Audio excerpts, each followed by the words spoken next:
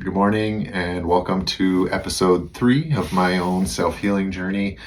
Just as a reminder, I've been working on some deep-seated depression.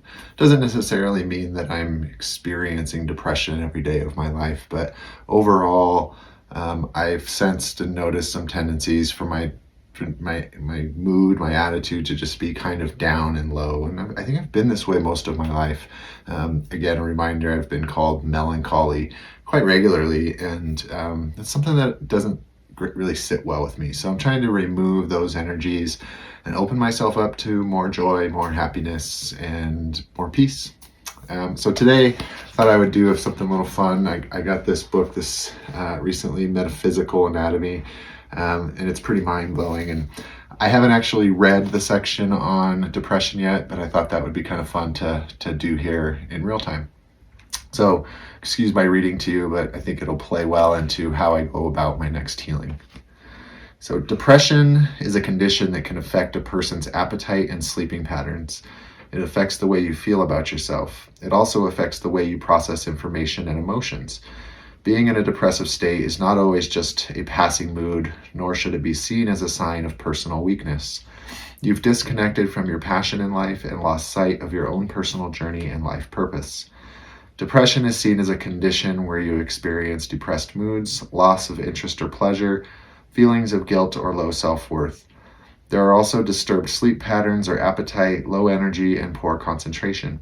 This condition often leads to chronic illnesses, weight gain, anorexia, isolation, and lack of interaction with people.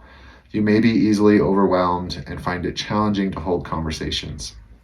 You often feel like crying, act irritably, have suicidal thoughts, and feel empty and alone. You may either sleep too much or too little. Negative thoughts may be dominating your thinking patterns, making it difficult to concentrate. You may be feeling helpless and hopeless, full of self-loathing. It is important to take note of your diet as well. Good diets can do wonders for people who feel depressed.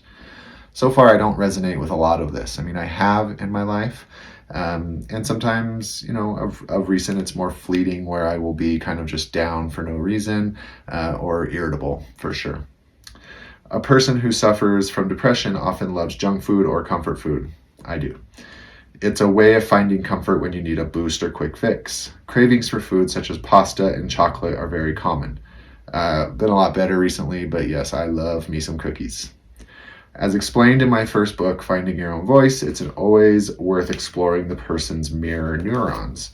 These neurons are located in the frontal lobes. This is where people share information between each other without needing to verbally communicate, similar to mind reading. A person can look at someone and they can sense whether the other person is going through a hard time or if they feel happy. 100% resonate with that. I feel I'm very intuitive and very empathetic and can feel people's emotions. Very sensitive. That is because their emotions and thoughts are being projected by the mirror neurons. The person who is the receiver will recognize the other person's state of mind because they could be left with a feeling of stress or confusion. People who suffer from depression may suffer from a fatigued mirror neurons. Interesting. That is something that I feel like I have a hard time turning off, and other people's energy really does overwhelm me at times. The neuron pathways almost always feel slow and sluggish. When a person switches off certain aspects about themselves, over time, it will start to reflect through their emotional and mental state as well as their physical body. So the emotions behind depression. You seem to feel hopeless and useless, misunderstood by the people around you. It feels like you've been kicked out of the community circle and you feel devalued. 100%. You're struggling with internalized anger and may find that existing infections in your body, often in your intestines, can flare up quickly due to the anger that is always lurking in the unconscious mind. I don't have any infections or physical ailments, but anger is something that is constantly seemingly in me, sometimes for no reason, or the smallest thing can take me up. Can push me over the edge. You can secretly be very judgmental about other people's lives, projecting your bitterness about what was missing in your life. You may project a facade that is the opposite of being depressed. You want to hide how you feel as you do not want others to see your feelings of shame and guilt. You feel as if no one is allowed to see you for who you are. You may feel that people only notice you when you behave a certain way. Yes. You might feel that it's safer to make passive decisions rather than to contemplate possible consequences. This could create more problems, pushing you further into a depressed state. A person who has been depressed for a long period of time often recreates circumstances that would make them feel depressed all over again. I think I've been doing this since I was about 12 years old. You may unconsciously revert back to a state that kept you safe from stressful circumstances. Depression is another long-term form of dissociation. When you experience certain emotions for long periods of time and move into a state of detachment, then you may become accustomed to it. A pattern I have done for a long time. I'll go through these times of being together, getting stressed, getting angry, and then I'll push everyone away, be myself, and feel like that's the only way I can be happy is if I am doing everything on my own. It becomes part of your lifestyle. Dissociating becomes a familiar feeling that you start to feel comfortable with. You stop being proactive about your state of mind and feelings and instead surrender to this comfortable feeling that you have become used to. Marijuana. That is what happens. When I get down to a certain point, I'll just start eating edibles and be comfortable.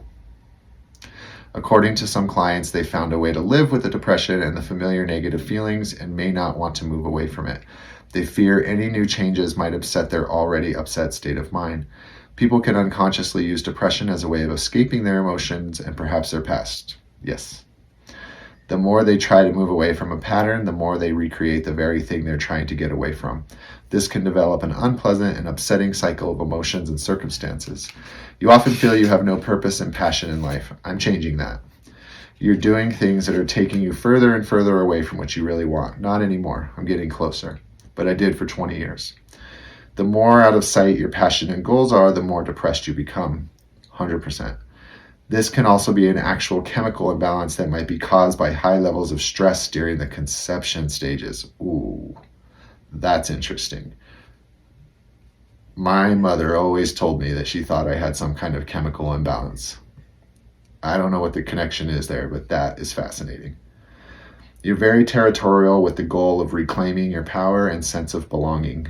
Yeah, as the youngest child, I feel like I always have to fight just to be seen. You feel pushed aside and excluded from a family in any decision-making process. Yep. Decisions are made that had a direct impact on you, however, you are not included in the process. Yep. You feel unable to claim your identity, which has been suppressed and disregarded by others. I'm getting better there. You feel obligated to obey others and feel powerless to stand your ground, making you feel like a failure. This condition could also be the result of abuse, rejection, or abandonment trauma. So some heavy stuff in this book. I would encourage you to check this out if you have any interest. It's fascinating. I've read a lot of it already for different things. It's kind of heavy, but wow, that feels pretty right on. The thing that's coming to mind for me is that I'm feeling really positive because a lot of that stuff was really relevant a year and a half ago. I've made major changes in my life, in my career to, position myself in a place where I'm more aligned with my purpose and the things that make me happy. Meditating, healing, reading, peace of mind, not feeling like I have to pretend to be somebody else just to earn a paycheck. And I've noticed that my happiness is through the roof on that regard. So I'm feeling really positive that, I might be shifting away from that. But also I'm recognizing that, I still have some of those leftover karmic seeds within me from, could be from this lifetime, from my early childhood, from 20 years of doing something that felt out of alignment for me, or, past lifetimes. So more of a reason to keep going on this depression healing journey.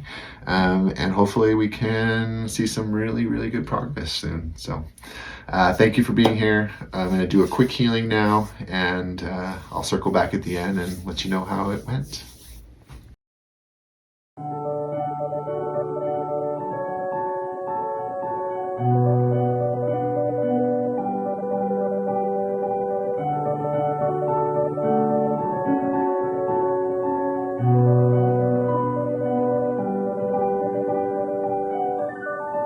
So real quick, just one thing that I'm finding really interesting is that I'm not feeling a lot of congestion in my chakras. There are some bigger ones. I've been doing a lot of meditation, which could explain that. But I usually feel a lot of congestion, and I've been really purifying myself for, well, since the beginning of the year. And it's nice to feel that there's that congestion doesn't seem to be there. So just something to note.